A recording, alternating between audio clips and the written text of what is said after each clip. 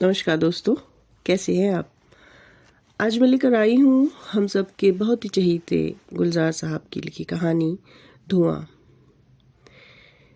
ये आजकल के परिप्रेक्ष्य में तो बहुत ही ज़्यादा सटीक है और मुझे लगता है कि ऐसी कहानियाँ देखी, सुनी और पढ़ी जानी चाहिए।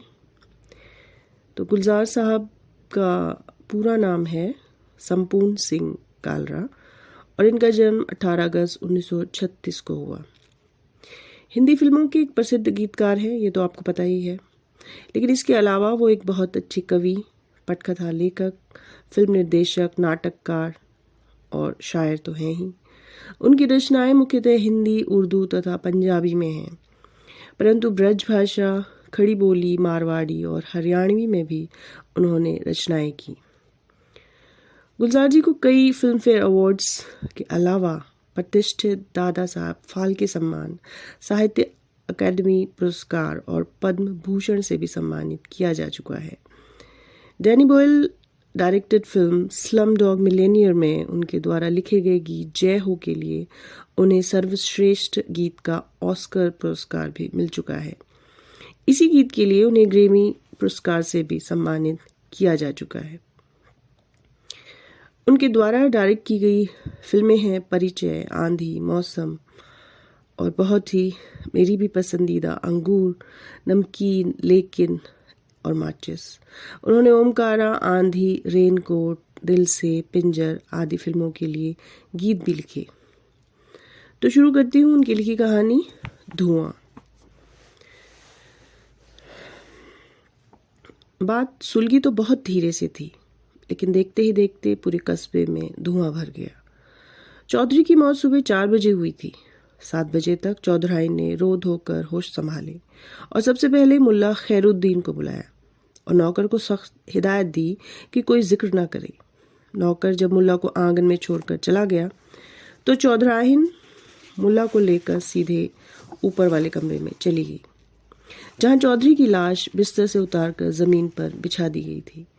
2 सफ़ेद चादरों के बीच लेटा एक खामोश सफ़ेद चेहरा, सफ़ेद भौएं, दाढ़ी और लंबे सफ़ेद बाल। चौधरी का चेहरा बड़ा नूरानी लग रहा था। मुल्ला ने देखते ही कुछ रस्मी से जुमले कहे। अभी ठीक से बैठा भी नहीं था कि चौधराइन अलमारी से वसीयतनामा निकाल लाई। मुल्ला को दिखाया और पढ़ाया भी। चौधरी की आखिरी ख्वाहिश थी कि उन्हें दफन के बजाय चिता पर रख के जलाया जाए और उनकी राख को गांव की नदी में बहा दिया जाए, जो उनकी जमीन सींचती है। मुल्ला पढ़ के चुप रहा। चौधरी के दीन मजहब के लिए बड़े काम किए थे गांव में। हिंदू मुसलमान को एक सा दान देते थे। गांव में कच्ची मस्जिद पक्की करवा दी थी और तो और हिंदुओं के शमशान की इमारत भी पक्की करवाई थी। अब कई वर्षों से बीमार पड़े थे, लेकिन इस बीमारी के दौरान भी हर रमज़ान में गरीब की अफ्तारी का इंतज़ाम मस्जिद में उन्हीं की तरफ से हुआ करता था। इलाके के मुसलमान बड़े भक्त थे, उनके बड़ा भरोसा था उन पर। और अब वसीयत पढ़ के बड़ी हैरत हुई मुल्ला को, कहीं झमेला ना खड़ा हो जाए।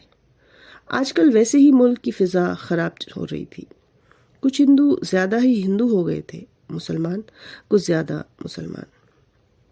चौधराई ने कहा, मैं कोई पाठ पूजा नहीं करवाना चाहती, बस इतना चाहती हूँ कि शमशान में इन्हें जलाने का इंतज़ाम कर दीजिए।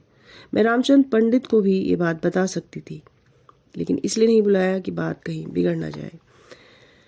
बात बताने ही से बिगड़ गई जब मुल्ला खैरुद्दीन ने सलाह लेने के लिए पंडित रामचंद्र को बुलाकर समझाया कि तुम चौधरी को अपने शमशान में जलाने की इजाज़त ना देना, वरना हो सकता है कि इलाके के मुसलमान बावेला खड़ा कर दे।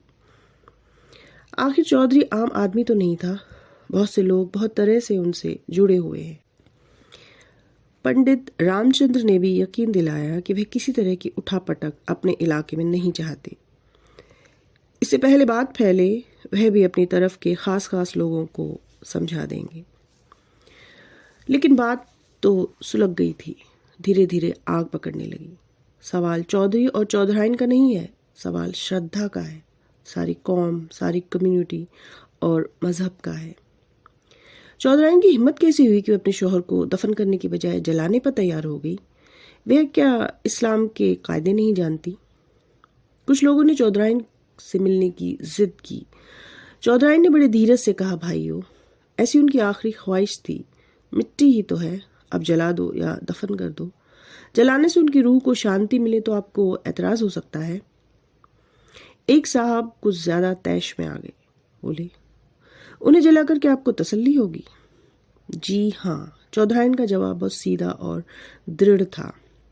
उनकी आखिरी ख्वाहिश पूरी करने से ही मुझे तसल्ली होगी। दिन चढ़ते चढ़ते चौधराइन की बेचैनी बढ़ने लगी। जिस बात को वह सुलह सफाई से निपटाना चाहती थी वह तूल पकड़ने लगी।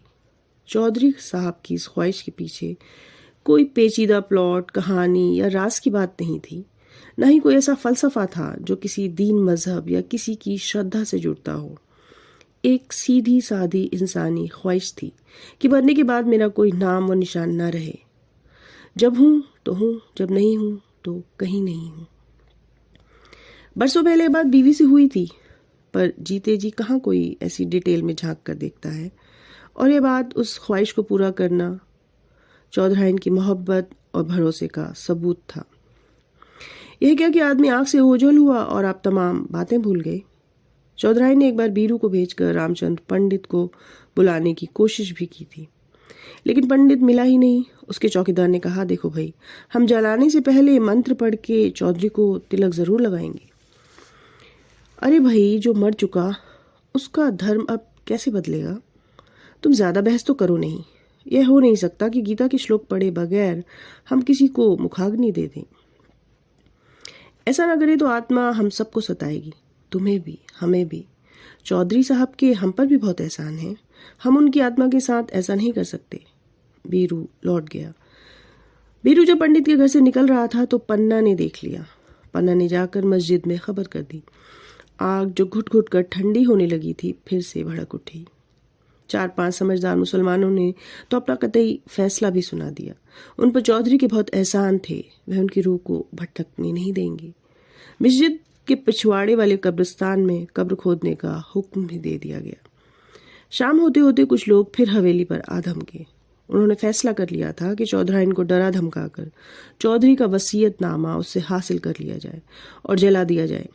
फिर वसीयतनामा ही नहीं रहेगा तो बुढ़िया क्या कर लेगी? चौधराइन ने शायद यह बात सूंघ ली थी। वसीयतनामा तो उसने कहीं छुपा दिया था, और जब लोगों ने डराने धमकाने की कोशिश की तो उसने कह दिया, मुल्ला खैरुद्दीन से पूछ लो, उसने वसीयत पढ़ी है, देखी है, और अगर वह इनकार कर दे तो कुरान शरीफ पर हाथ रख के इनकार कर दे तो दिखा दूंगी, वरना क्या? वरना कचहरी में देखना।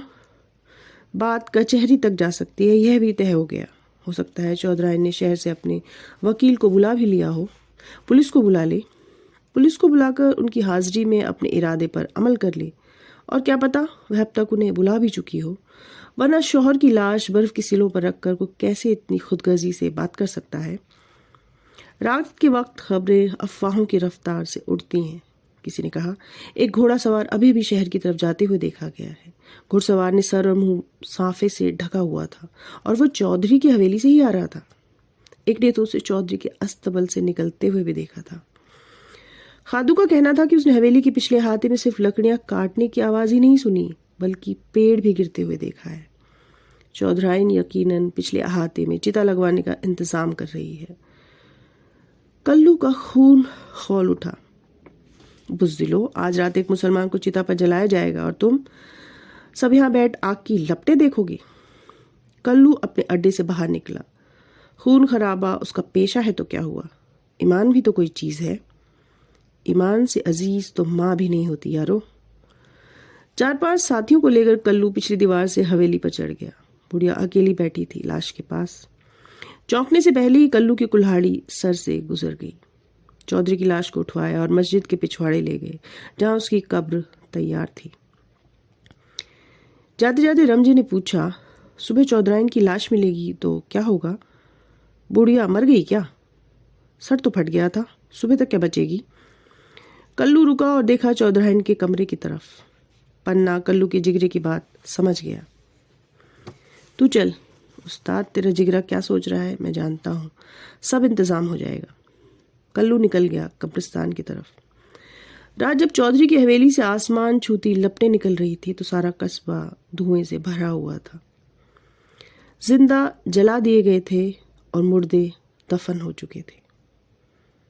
तो ये कंठ बस यहीं तक था। गुलजार जी की कहानी को उन्हीं के एक शेर से ख़त्म करती हूँ। आंखों में जल रहा है पर बुझता नहीं धुआं, उठता तो है घटा सा बरसता नहीं धुआं।